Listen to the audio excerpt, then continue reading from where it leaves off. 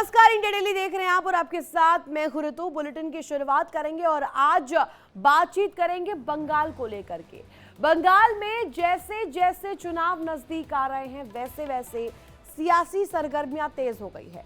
बंगाल में अगले साल विधानसभा चुनाव को लेकर पूरे साल सरगर्मी तेज रही, जहां एक और शासन व्यवस्था पर मतदान की प्रक्रिया, सीमा संबंधी चिंताएं और बढ़ती सांप्रदायिक रेखाएं हावी रही। वही मतदाता सूची के विशेष गहन पुनरीक्षण यानी कि एसआईआर और सीमा पार अशांति को लेकर के राजनीतिक मैदान में निर्णायक मुद्दे बन गए हैं। और इस बीच पश्चिम बंगाल में चुनावी तैयारियों के बीच चुनाव आयोग ने बड़ा और सख्त संदेश दिया है। एसआईआर को लेकर के बढ़े सियासी टकराव के बीच अब चुनाव आयोग ने तृणमूल कांग्रेस पर सख्त रुख अपनाया है। टीएमसी सांसद अभिषेक बैनर्जी के तीखे आरोपों और चुनाव आयोग पर लगाए गए हमलों के बाद आयोग ने साफ शब्दों में कहा है कि चुनावी ड्यूटी में लगे किसी भी कर्मचारी को धमकाने या उसे डराने की कोशिश बिल्कुल बर्दाश्त नहीं की जाएगी। अब ये बयान सीधे तौर पर अभिषेक बैनर्जी के उन आरोपों के जवाब के तौर पर देखा जा रहा है।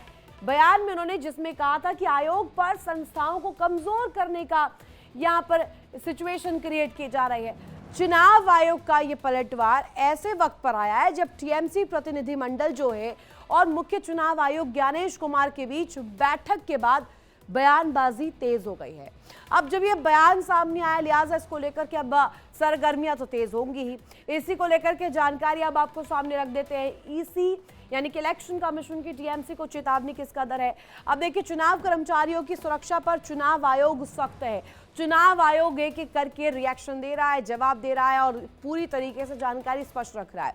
अब इलेक्शन कमीशन के चुनाव को लेकर के जो ये बात क्लियर की गई है, अभिषेक बैनर्जी के आरोपों पर पलटवार किया है, सीधे तौर पर इस पर जवाब दी है।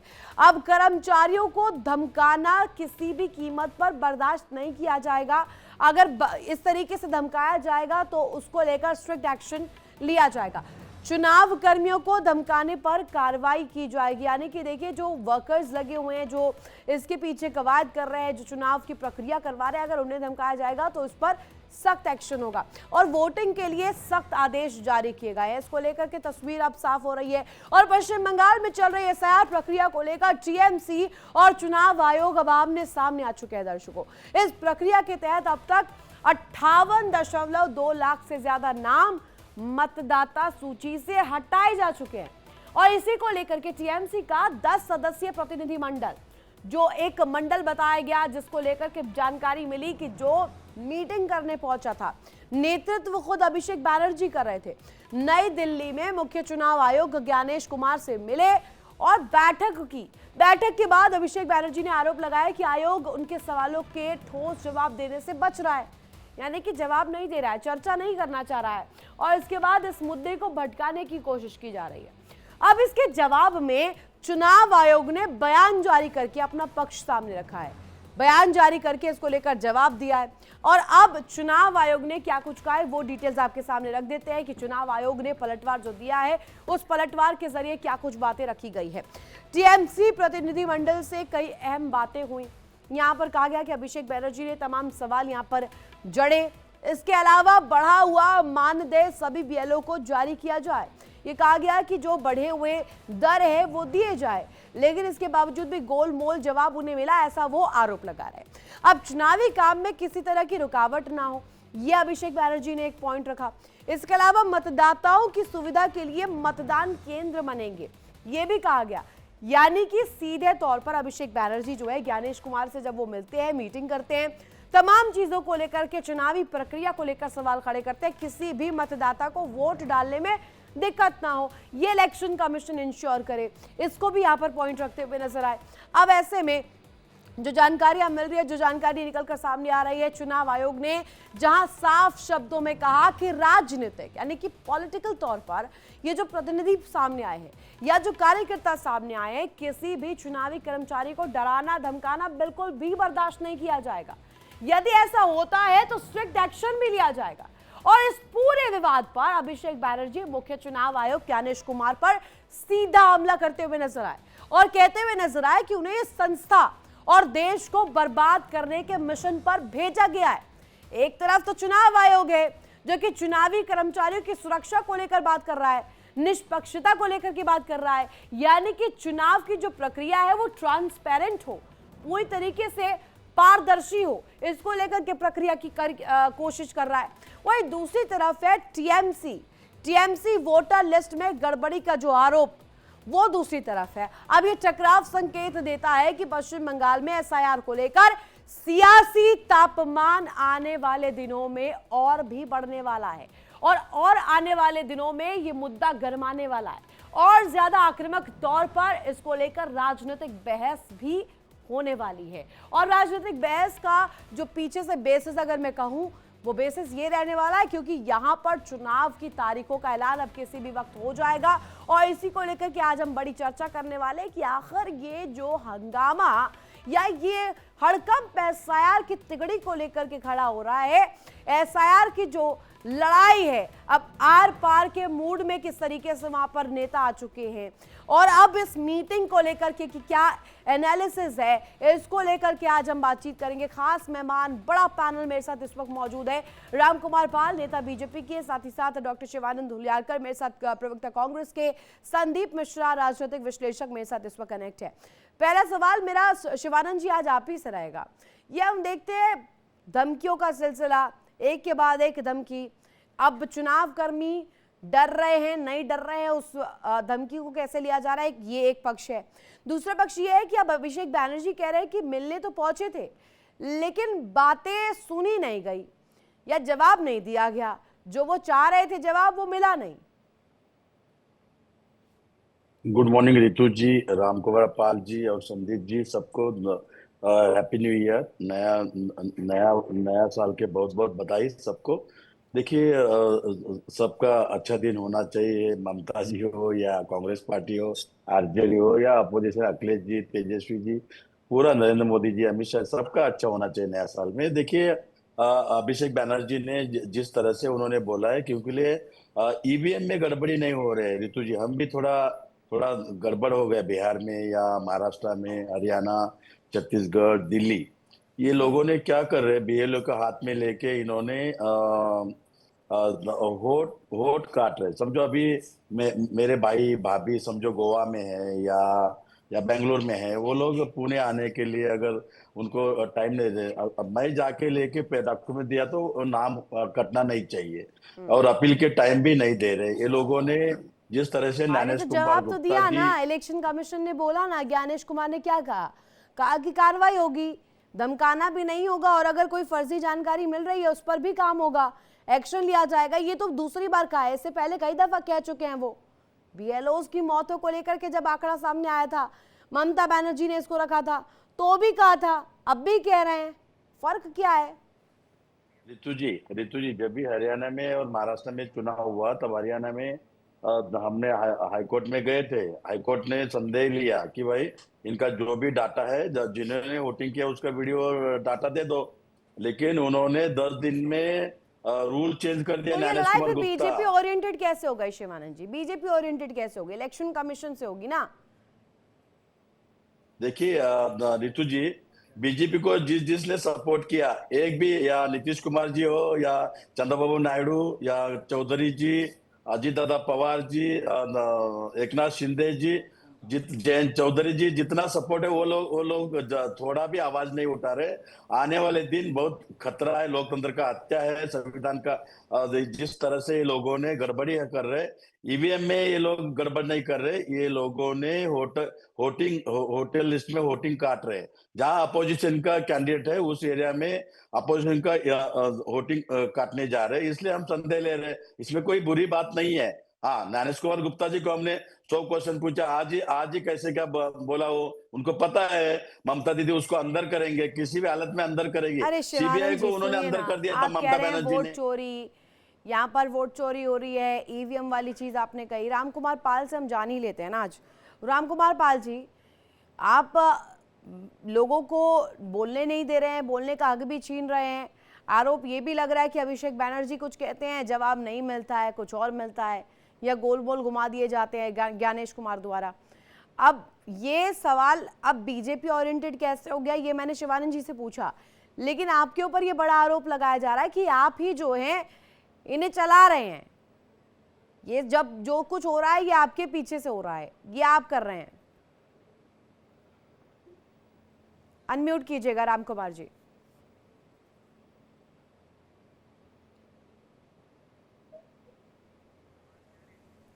शायद आपकी आवाज में कुछ समस्या है, वापस से इसे ठीक करके इसे दुरुस्त करके आपके पास लौटूंगी।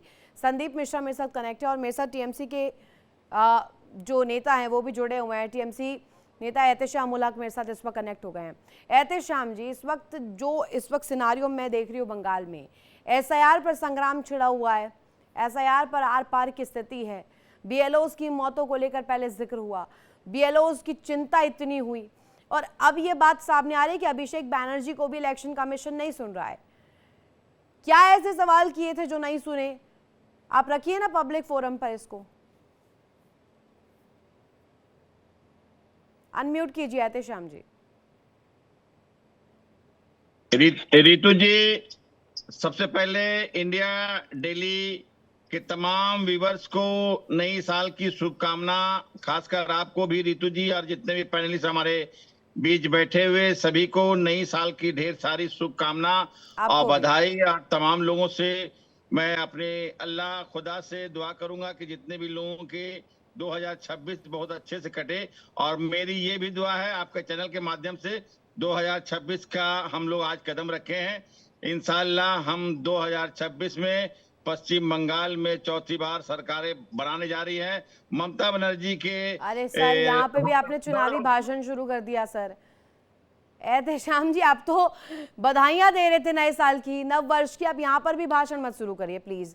अब आप शुरू करिए। अब आपने दे दिया, मैंने आपकी बधाइयां ले ली, अब आगे आप सवाल का जवाब दीजिए। देखिए, मेरे सवाल का कल हमारे 10 डेलीगेट ने चुनाव आयोग के मुख्य से मुलाकात की और 10 सवाल किए उनसे, लेकिन चुनाव आयोग कौन से 10 सवाल जिसके जवाब नहीं मिले? जिसकी जवाब जिस तरह से, देखिए अभी हमारे बीच में जो भी 80 से एबव एज के लोग हैं जिसके इन्वेस्टिगेशन हो रही है, उनको जो है उनको बुलाया ना जाए, उनको वहां पर भेजा जाए और बीएलओ को भेजा जाए।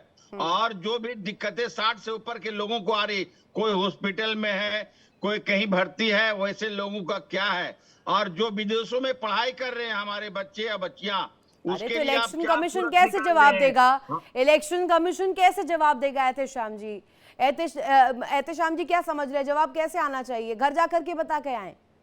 देखिए, इसके लिए तो हमारे समझ में आता है कि हमारे तो जो ज्ञानेश कुमार जी को तो इनिशिएटिव लेना होगा कि जो हमारे एसआईआर जो हो रहा है, शुद्धिकरण हो रहा है, जिसका इन्वेस्टिगेशन होगा, तो उसके लिए तो कोई व्यवस्था करनी पड़ेगी चुनाव आयोग को। और चुनाव अरे व्यवस्था कर रहे हैं, जवाब दो दफा दे दिया। पहले भी बीएलओ की मौतों पर आपने सवाल किया, अब अभिषेक बैनर्जी पहुंचे हैं तो भी क्लियर किया है कि स्ट्रिक्ट एक्शन लिया जाएगा। अगर इस तरीके की धमकियां है या बीएलओ की स्थिति में जो भी सवाल अभिषेक बैनर्जी ने किया उसको लेकर कहा है ना, एक्शन लिया जाएगा। अब वो क्या करे, माथा पीटे इसको लेकर।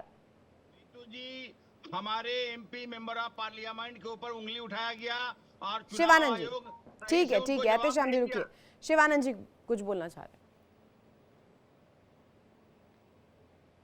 अनम्यूट कीजिए सर, अनम्यूट कीजिए।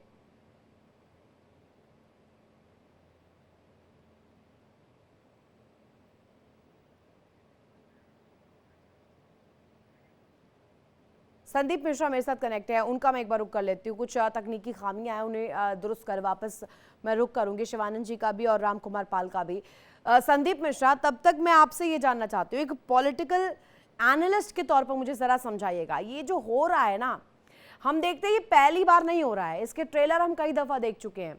लोकसभा चुनाव हो, विधानसभा चुनाव हो, इसी तरीके की एक कहा जाए तो एक माहौल बनाने की कोशिश की जाती है, एक वातावरण बनाने की कोशिश की जाती है कि यहाँ पर जो इंडिपेंडेंट बॉडीज है उन पर कोई बस जो है बीजेपी चला रही है।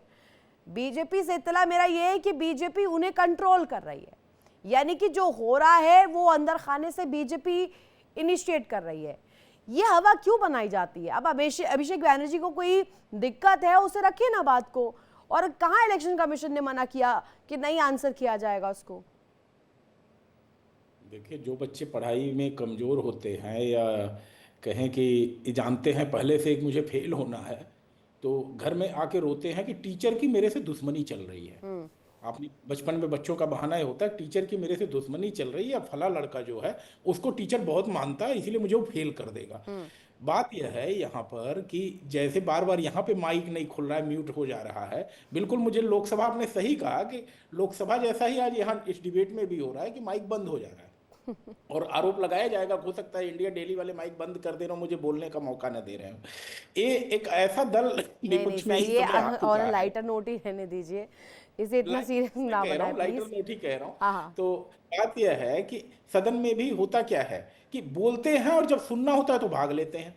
अपनी बात कह ली और भाग ली। जब सरकार को कुछ कहना होता है, सत्ता पक्ष को कुछ अपनी बात कहनी, तो सारे लोग भाग लेते हैं, बायकॉट कर देते हैं। बात हो रही है पश्चिम बंगाल के और इलेक्शन कमीशन की।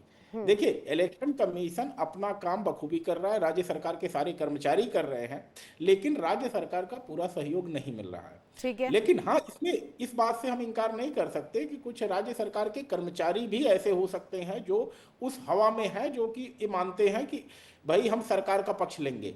लेकिन रिप्रेजेंटेशन ऑफ पीपुल एक्ट से 2 सेक्शन में बता देना चाहता हूँ, लोग अपना गूगल कर लेंगे थोड़ा सा जानकारी दुरुस्त करने के लिए।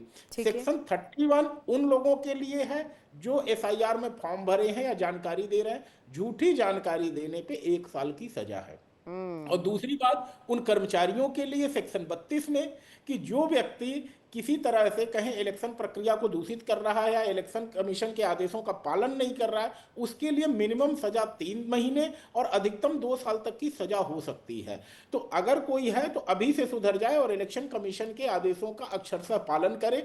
वह एक छोटे से तहसीलदार या कहते हैं लेखपाल या पटवारी से लेकर के आईएएस पीसीएस ऑफिसर तक वह नियम अरे लागू तो होते ये हैं, तो खींच, सभी के ऊपर फिर तो कार्यवाही खींच के तौर पे ली जाएगी बात कि ये तो खींच है कि भैया नहीं जीत पा रहे हैं, तो इस तरीके से खींच निकाले कि अब इंडिपेंडेंट बॉडीज पर ही क्वेश्चन मार्क लगा दिया जाए। एसआईआर की प्रक्रिया हो रही है, एक नियत के तौर पर हो रही है, इसके पीछे एक नीति है अवैध लोगों को बाहर निकालने का रास्ता दिखाने के लिए। तो ये क्यों किया जा रहा है? रितु जी, जब मैं आपके डिबेट में आता हूं तो मैं चाहता हूं कि दर्शकों को कुछ ऐसी चीज दे दूं जिससे कि वो गूगल कर लें, सर्च कर लें और चीजों से अपनी जानकारी खुद पुख्ता कर लें, न कि राजनीतिक दलों के बहकावे में आए। तो section 21 representation of people act 1950, उसको अगर सर्च करेंगे लोग तो पाएंगे कि एसआईआर मैंडेटरी प्रोविजन है, हर चुनाव से पहले इलेक्शन कमीशन को करना है और यही हो रहा है। दूसरी बात जो कह रहा हूं, जो रोना धोना शुरू हो रहा है कि भाई कोई विदेश में बैठा हुआ है, कोई गोवा में बैठा हुआ, इसका नाम कट जाएगा। अरे भैया, ऐसा थोड़ी ना है कि आज ही वोटर कार्ड बन रहा है, हर चुनाव के पहले बनेगा। आज नहीं बन रहा, आप फॉर्म 6 भर के फिर ऐड करिए अपना नाम। ठीक, एक जवाब इस पर एहतेशाम जी का बनता है। एहतेशाम जी, एक्ट ऑफ रिप्रेजेंटेशन, इसको लेकर जो कानून बनाया गया है उसको भी आप धता बता रहे हैं। फिर तो जैसा कि संदीप मिश्रा कह रहे हैं, इसके लिए तो प्रॉपर नियम है ना, वो नियम के तहत ही तो हो रहा होगा ना, अगर हो रहा होगा तो। देखिए रितु जी, हम लोग हर नियम का फॉलो कर रहे हैं, पालन कर रहे हैं, लेकिन इलेक्शन कमीशन को भी कहीं ना कहीं समझ लिए न्यूट्रल होना होगा। इलेक्शन कमीशन जो है ऑटोनोमस बॉडी, लेकिन जिस हिसाब से काम कर रहे हैं किसी के इशारे पर काम कर रहे हैं। ये पहली दफा निकल कर बात आई है एहतेशाम जी, ये पहली दफा बात निकल कर आई है। पहले तो खाली अपेक्षा पत्रकारों से की जाती थी कि न्यूट्रल रहें, अब आप इलेक्शन कमीशन को भी ले आए न्यूट्रल बनाने के लिए। राम कुमार पाल जी, ये मुझे बताइए, आप पर बड़े आरोप लगाए जा रहे हैं, आपको लेकर के कहा जा रहा है कि आप ही जो है इन गवर्निंग बॉडीज को चला रहे हैं और आप ही के इशारे पे सब खेल हो रहा है। अभिषेक बैनर्जी कह रहे हैं कि सवाल पूछे जा रहे हैं, जवाब नहीं दे रहे हैं। ज्ञानेश कुमार, नमस्कार पैनलिस्ट को, सबको और श्रोताओं को नए वर्ष की शुभकामनाएं। और देखिए, अब हमारे भैया संदीप भैया ने अच्छी जानकारी हमारे श्रोताओं को दी, लेकिन देखिए क्या सिर्फ कोलकाता में ऐसा हो रहा है, क्या 12 राज्यों में हो रहा है? इतनी तूफानी बातें कहीं हुई, इतनी गंदी जवाबदेही कहीं होती है? और कल अभिषेक बनर्जी को चुनाव आयोग ने कहा कि जो बीएलओ उनके मानदेय आपने ले लिए, उनको बढ़ा के दे क्यों नहीं रहे? बीएलओ के मानदेय भी नहीं दे रहे हैं। और इन्होंने क्या धमकी दी, तो देखिए, अमित शाह जी को कहा कि हम चाहते तो होटल में आपको रोक ले, बंद कर देते थे, होटल से बाहर नहीं निकल सकते। इस तरह की मुख्यमंत्री की भाषा की जा सकती है किसी प्रदेश के मुख्यमंत्री को, किसी देश के गृह मंत्री के लिए? तो इनका क्या वहां पे कैसी रूलिंग है, क्या है? ये आप देखिए, सुनिए, समझिए। ये दादागिरी करना चाहते हैं। वैसे भी तो कलकत्ता में लेफ्ट के टाइम भी बम कांड होता था, आज ममता के टाइम भी बम कांड होता है। 75 सालों से वहां चुनाव के अंदर दंगा और ये सब होता ही है। लेकिन 2021 में पहली बार ऐसा हुआ है, चुनाव जीत जाने के बाद भी उपद्रव किया इन लोगों ने। ठीक है, ये शिवानंद जी 2021 जवाब का देना रिकॉर्ड चाह है रहे हैं। 75 रामकुमार सालों पाल में। को रखिए और शिवानंद जी को रखिए जरा। रामकुमार पाल जी मेरे मित्र है ना, ये नया साल में झूठ बोल रहे हैं। वहां पे पश्चिम बंगाल में इन्होंने राष्ट्रपति राजवट लाने के लिए प्लान चल रहे हैं ना, अमित शाह जी, नरेंद्र मोदी जी का, आरएसएस का। देखिए ये होने नहीं देंगे, ममता बनर्जी हो या कांग्रेस पार्टी हो। क्योंकि अपोजिशन को खत्म करने के लिए आप लोग सीबीआई, ईडी, इनकम टैक्स, चुनाव आयोग, जितना तकलीफ देना है दे दो। एक महिला है, महिला को कितना तकलीफ देना है आप ही देखो। रितु जी, मेरा आवाज आ रहा है? रितु जी, बाबुलंद आवाज आ रही है, बोलिए। देखिए, मैं कहना चाहता हूं कि चुनाव आयोग और चुनाव के नियम में चुनाव के 10 दिन पहले भी जिसके नाम कटे हैं वो दलवाए डाल सकते हैं। और बिहार में ओबीसी के लोगों ने दलवाया। ओबीसी ने कहा कि चुनाव के 10 दिन पहले भी नाम दर्ज कराया जा सकता है। और ऑनलाइन सिस्टम है आजकल, कोई कहीं से भी अपना नाम दर्ज करा सकता है। सिस्टम से, सिस्टम के अंदर जाएंगे नहीं, खाली झूठ बोलना, ये कहां तक जाया जाए। ये और लोगों ने अपोजिशन को खत्म करने 12 का प्लान राज्यों कर में रहे ऐसा हैं, हो ये रहा ठीक है। नहीं है। भाई दूसरी साहब, बात, 12 राज्यों जब में ये ऐसा हो लोग रहा है, को सिर्फ कलकत्ता में नहीं। अगर उधर कलकत्ता में ही राष्ट्रपति, इतनी आप इतनी हमेशा चीड़ है। अमित शाह जी धमकी देते हो इतना अपोजिशन क्यों को, हो हम रहा है राष्ट्रपति कलकत्ता के अंदर? शासन लेके आता अभी हूँ। यूपी ये के कौन अंदर सा भी तरीका लगभग है? 3 करोड़ कानून लोगों आपके के हाथ नाम में है कट क्या? रहे हैं। हाँ, ज्ञानेश गुप्ता अमित शाह जी के त्रिपुरा में अंडर नाम काम किया, कट रहे हैं, आदमी को आसाम में चुनाव नाम कट रहे कमिश्नर हैं, बनाया। कलकत्ता रामकुमार में भी पाल नाम जी, कट रहे नया हैं। साल में तो झूठ बोल ये रहे हो। चुनाव क्या आयोग कर रहे हो आप लोगों ने? सिर्फ सही अमित शाह जी मतदाता, ने भारतीय क्या किया बिहार नागरिक में? को मतदान देने का गुजरात से अधिकार है। उन्होंने उसको 10 किसी आईएएस को ऑफिसर बाहर ला निकालने के का अधिकार नहीं है। पूरा लेकिन चुनाव मतदान नहीं हाईजैक कर कर सकता दिया। कोई शर्म आना चाहिए आप लोगों बिगर ने। लोकतंत्र का भारतीय, हत्या कर रहे जो हो। कि वाजिब मतदाता ये नहीं है, ऐसे तो नॉर्मली मतदान नहीं नहीं कर है। सकता वो। ये ये लोगों ने चुनाव आयोग का बीएलओ इतना का हाथ दायित्व है पकड़ के और यही वोट काम चोरी चुनाव कर रहे आयोग हैं, कर रहा है। डकैती डाल और रहे हैं। जो मतदान अरे यादी आती कौन है उसको डकैती चुनाव, डाल रहा है? शिवानंद जी रुकिए ना जरा, एक मिनट। रामकुमार पाल, शिवानंद जी, कौन डाल रहा है डकैती? आप अमित शाह को जोड़ रहे हैं, ज्ञानेश कुमार को जोड़ रहे हैं। वो ज्ञानेश कुमार बीजेपी में थोड़ी है। ज्ञानेश कुमार इलेक्शन कमीशन में है, अमित शाह बीजेपी के हैं। आप कैसे दोनों को एक साथ जोड़ रहे हैं सर? मिलना सुनिए, मिलाना क्या प्रियंका हुआ? गांधी का भी होता है प्रधानमंत्री मोदी से। अभी तो मीम्स भी बने थे सोशल मीडिया पर, आपने देखे हैं? वो सोशल मीडिया तो आप भी चलाते हैं, देखिए प्रियंका गांधी भी तो मिली थी ना। तो क्या मिल गई है क्या बीजेपी में वो? फिर ऋतु जी सुनिए, तो सुनाइए ना प्लीज। मेरे को 10 सेकंड दीजिए प्लीज। देखिए ऋतु जी, मेरे मित्र पाल जी नया साल में झूठ बोल रहे हैं। दूसरी बात, संदीप जी, जैसे नया बच्चा एग्जाम बैठ रहे हैं, अभी रो रहे हैं, फेल हो रहे हैं, ये क्या एग्जाम्पल नया साल में? यार शुरुआत अच्छा कीजिए ना। देखिए हमारा एक ही झूठ है आप बोल ऋतु रहे जी, हो। सबको झूठ लेके तो पकड़ चलिए, रहे हैं आपके। सबको लेके चलिए। चुनाव आयोग देखिए निष्पक्षपात के काम होना चाहिए, हमारा इतना ही है। उन्होंने बीएलओ को उन्होंने इस तरह से आप धमकाने का कभी देश क्या में सवाल आता संतुष्ट है? रहे नहीं और इसमें क्या संतुष्ट जवाब रहोगे है? भी नहीं। ममता जी काम नहीं आपकी किए थे, संतुष्टि नहीं कर सकता 2014 भारत। 2023 में अमित शाह जी, नरेंद्र मोदी जी, आपकी लूट की और आपकी 2023 में झूठ की, कानून बनाया। हर बात क्यों पे झूठ कानून बोलना। बनाना आप पड़ा? बोलते हैं, हम लोगों को जवाब देना हत्या पड़ता है। कर कभी रहे कभी हो। अच्छा भी नहीं लगता है, फिर भी देते हैं। आप लोगों ने अपमान कर रहे हो, संविधान का अपमान कर रहे हो। विक्टिम कार्ड 2023 में खेलना, हटाया, विक्टिम, हड़बड़ी कितना में विक्टिम कार्ड चरित्र खेलोगे? क्यों हटाया? राम के जो नाम पे कि चंदा चुनाव क्यों की लगाया यादी कांग्रेस तैयार ने? होगी। आपको ममता कैसे पता बनर्जी लग गया कौन कि सा आपके ही संगठन लोगों से के कर रहे नाम हो? कट रहे हैं? पीएम फंड में जबकि भी गोद लिया, दलित 48 आदिवासी साल से पिछड़ों आप को कलकत्ता में नहीं सौंपा हो, दिया। 48 ईयर से कलकत्ता में नहीं हो, और आपको यह पता लग गया कि आपके लोगों का नाम कट रहा है। इतना बड़ा अरे fraud सुनिए किया। ना, कैसे पता रामकुमार लगता पाल है? जी और शिवानंद जी, दोनों जनता ऐसे ही तो कंफ्यूज होती है। दोनों एक दफा बोलेंगे तो कैसे समझ आएगा, कैसे बात जाएगी, क्लियर होगी? संदीप मिश्रा को लेकर शिवानंद जी कह रहे हैं कि वो बच्चे, पढ़ाई लिखाई, इन सब का एग्जाम्पल दे रहे हैं, समझाने की कोशिश कर रहे हैं कि जब फेल होता है ना बच्चा तो खोजता है, रास्ते खोजता है कि कैसे बचा जाए, माँ बाप को क्या जवाब दिया जाए। शिवानंद जी पहले सुनिए तो सही, वो क्या एग्जाम्पल दे रहे हैं, बोलिए। संदीप मिश्रा को रखिए और शिवानंद जी को रखिए आप। मेरे शिवानंद भाई लोगों को गुमराह कर रहे हैं। ऋतु जी, साफ साफ मैं कह रहा हूं, इलेक्शन कमीशन का जमीनी स्तर पे कोई कंट्रोल नहीं होता है।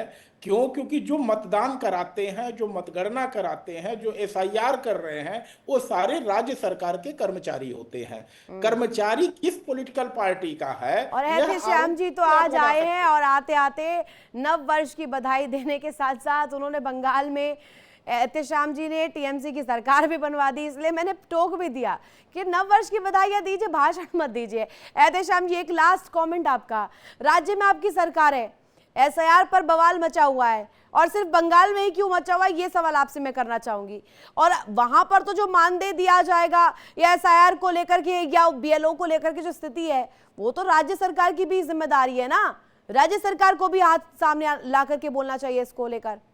रितु जी, 12 राज्यों में भी हो रहा है, एसआईआर कंप्लीट हो गया है, लेकिन वाकई में मैं गर्व करता हूं, मैं प्राउड फील करता हूं कि मैं पश्चिम बंगाल में पैदा हुआ हूं, और पश्चिम बंगाल की एक ऐसी धरती है जो आंदोलन की मिट्टी है। पश्चिम बंगाल से ही सटता बिहार है, मैं बिहार से हूँ, और बंगाल भी पहले बिहार का हिस्सा था, पहले बिहार भी और बंगाल भी एक ही था। तो ये सब तो सर गर्व की बात तो सभी करते हैं, चारों जो मेरे मेहमान जुड़े हैं वो बंगाल पर गर्व करते हैं।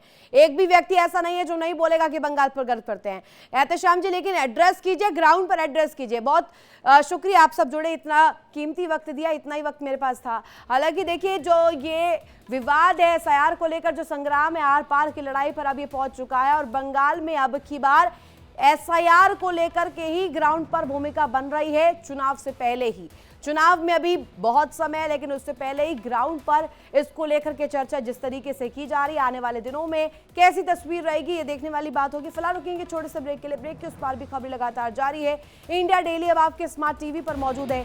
इंडिया डेली 24/7 अब इन सभी प्लेटफॉर्म पर लाइव।